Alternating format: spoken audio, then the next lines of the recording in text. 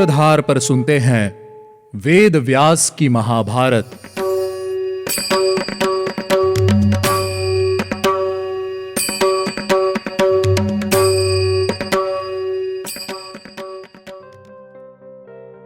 आप सुन रहे हैं सूत्रधार प्रस्तुति वेद व्यास की महाभारत और मैं हूं आपके साथ आपकी सूत्रधार मान्या शर्मा।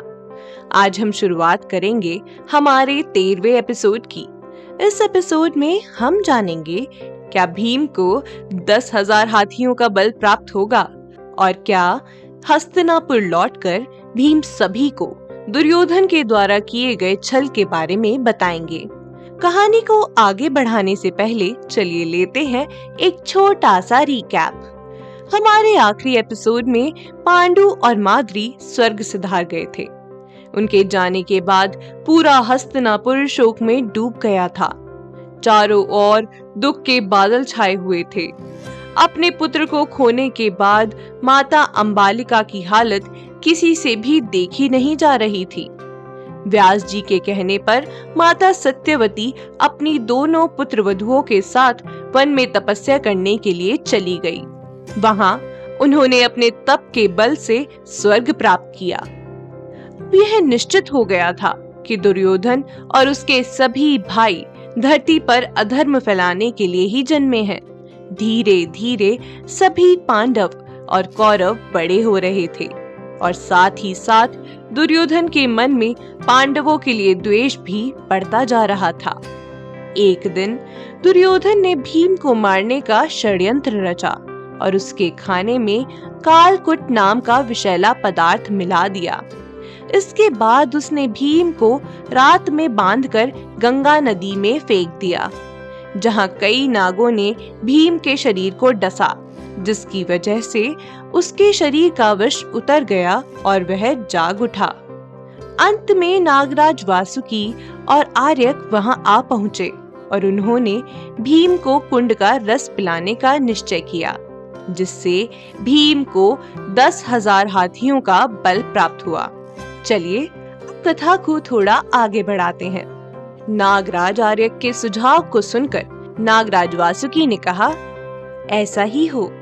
तब नागों ने भीम के लिए स्वस्ति वाचन किया। स्वस्ति वाचन देवराज इंद्र और भगवान सूर्य की स्तुति का मंत्र है। ओम भद्रं कर्णेभिः शृणुयाम देवाः भद्रं पश्येमाक्षभिर्यजत्राः स्थिरैरङ्गैस्तुष्टुवांसस्तनूभिः व्यशेम देवहितं यदायुः। स्वस्ति न इन्द्रो वृद्धश्रवाः स्वस्ति नः पूषा विश्ववेदाः स्वस्ति नस्तार्क्ष्यो अरिष्टनेमिः स्वस्ति नो बृहस्पतिर्ददातु। ओम शांति शांति शांति।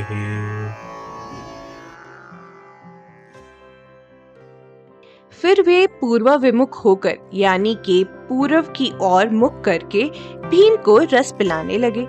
भीम एक ही सांस में एक कुंड का रस पी जाते और देखते ही देखते भीम ने 8 कुंडों का रस पी लिया। इसके बाद नागों ने भीम को विश्राम करने के लिए एक दिव्य शैया दी, जिस पर वे सुखपूर्वक सो गए। दूसरी ओर सभी लोग भीम के बिना ही हस्तिनापुर लौट गए थे, क्योंकि उन्हें लगा कि शायद भीम उनसे पहले ही प्रस्थान कर गए हैं। दुर्योधन भीम को नगर में न देखकर बहुत खुश था। वहीं युधिष्ठिर को भीम की चिंता खाए जा रही थी। युधिष्ठिर अपनी माता कुंती के पास गए और उनसे पूछा, माँ, क्या भीमसेन यहाँ पर आया है? नहीं आया तो कहाँ गया होगा? मुझे वह कहीं नहीं दिखा, इसलिए मुझे लगा कि शायद वह हमसे पहले ही वापस लौट गया होगा। क्या आपने उसे कहीं भेज दिया है? लेकिन भीम तो राजमहल वापस आया ही नहीं था। अब भीम की चिंता से आतंकित हो उठे युधिष्ठिर ने दोबारा कहा, माता, क्या भीम जहां सोया था उसे वहीं किसी ने मार दिया है? युधिष्ठिर के ऐसा पूछने पर कुंती घबरा गई और बोली, बेटा, मैंने भीम को नहीं देखा है। वह यहाँ नहीं आया है।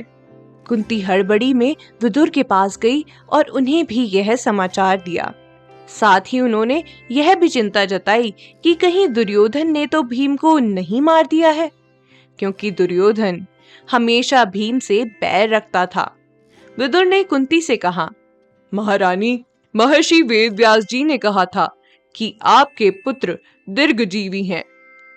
आप उनकी चिंता न करिए और कृपा करके दुर्योधन के बारे में ऐसा कुछ भी मत कहिए जिसकी वजह से आपके बाकी पुत्रों को हानि हो। निश्चित ही भीम वापस लौट आएगा। अब आपको वापस ले चलते हैं नागलोक में।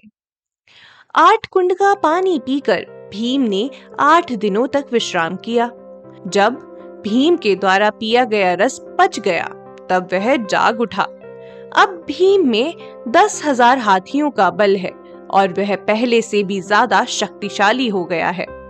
भीम के जागने पर नागों ने कहा, महाबाहु, तुमने जो रस पिया है उसके द्वारा तुम्हें 10,000 हाथियों का बल प्राप्त होगा और तुम युद्ध में अजय हो जाओगे। आज तुम इस दिव्य जल से स्नान करो और अपने घर लौट जाओ। कुरुश्रेष्ठ, तुम्हारे बिना तुम्हारे भाई और माता दुख से व्याकुल हुए जा रहे हैं। तब भीम ने स्नान किया और शुद्ध होकर अपने श्वेत पुष्पों की माला धारण की, जिसके बाद महाबली भीम ने विषनाशक सुगंधित औषधियों से बनी हुई खीर खाई। अब उनके ऊपर किसी भी विष का असर नहीं हो सकता था। इसके पश्चात एक नाग ने भीम को अपने सर पर नदी से ऊपर उठाकर नागलोक से बाहर निकाल दिया। नागलोक से बाहर निकलते ही भीम अपनी माँ और भाइयों के पास राजमहल में जा पहुँचे। महल में पहुंचकर भीम ने अपनी माता और बड़े भाई युधिष्ठिर को प्रणाम किया और छोटे भाइयों को हृदय से लगा लिया। भीम ने अपनी माता और भाइयों को उनके साथ हुए षड्यंत्र के बारे में बताया कि कैसे दुर्योधन ने उसे खाने में विष देकर सोते समय नदी में फेंक दिया। भीम ने उन्हें नागलोक में हुई सारी घटना भी बताई। भीम की बातें सुनकर सभी को बहुत दुख हुआ। यहाँ पांडवों को दुख हुआ और दूसरी ओर दुर्योधन को ठेस पहुंची कि भीम अभी भी जीवित है। लेकिन अब सभी पांडव सावधान रहने लगे।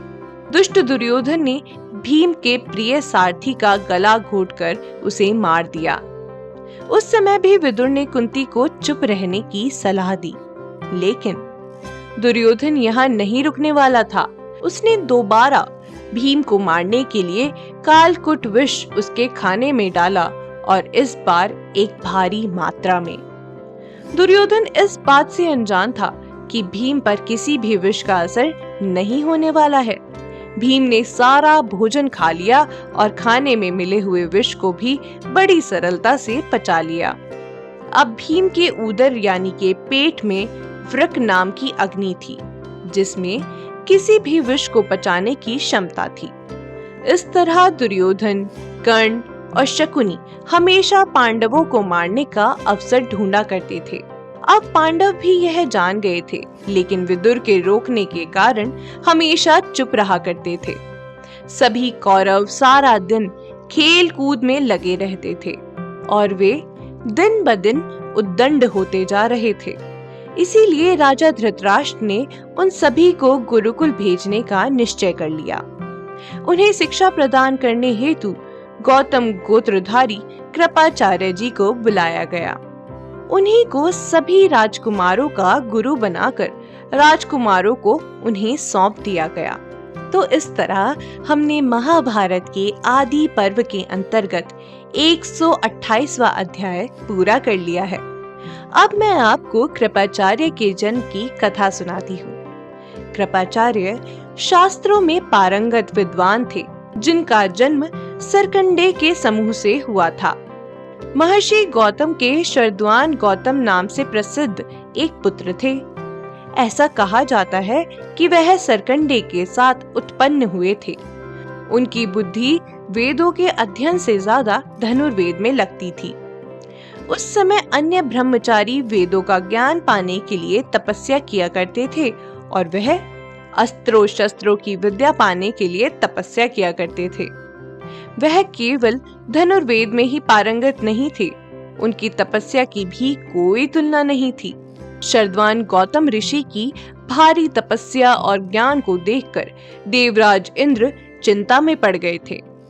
तब देवराज इंद्र ने जानपदी नाम की एक देव कन्या को उनकी तपस्या भंग करने के लिए भेजा।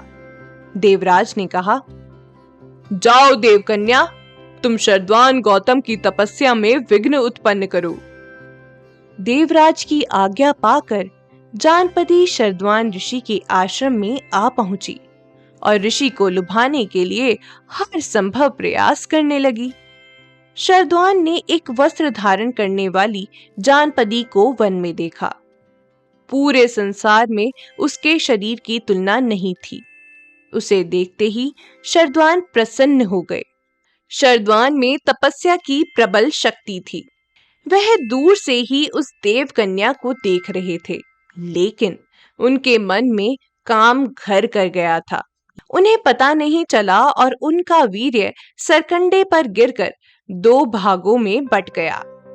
ऋषि शरद्वान गौतम का वंश आगे कैसे बढ़ा और क्या जानपदी उनकी तपस्या को भंग कर पाई, ये जानने के लिए आपको लौटना होगा हमारे अगले एपिसोड में। उम्मीद है आपको हमारा यह एपिसोड पसंद आया होगा। अगर आप इस एपिसोड से रिलेटेड कोई भी सवाल पूछना चाहते हैं तो हमारे social media platform Twitter, Facebook, Instagram पर हमसे संपर्क कर सकते हैं। हमारा सोशल मीडिया हैंडल है माय सूत्रधार। साथ ही साथ ऐसी ही अनेक रोचक पौराणिक कथाओं के वीडियो देखने के लिए आप डाउनलोड कर सकते हैं हमारी सूत्रधार ऐप। हमारी ऐप एंड्रॉइड और iOS दोनों यूजर्स के लिए उपलब्ध है।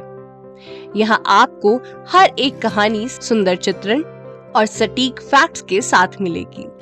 इसके अलावा आप श्री राम कथा, मिनी टेल्स पॉडकास्ट हिंदी और इंग्लिश, नल दमयंती प्रेम कथा हिंदी, इंग्लिश तथा ऐसी ही अनेक कहानियाँ अपने मनपसंद ऑडियो प्लेटफॉर्म पर सुन सकते हैं। लिंक आपको डिस्क्रिप्शन में मिल जाएगा। मैं आपकी सूत्रधार मान्या शर्मा मिलूंगी आपसे अगले एपिसोड में। याद रखिएगा, हम हर सोमवार और शुक्रवार आपसे मिलते रहेंगे।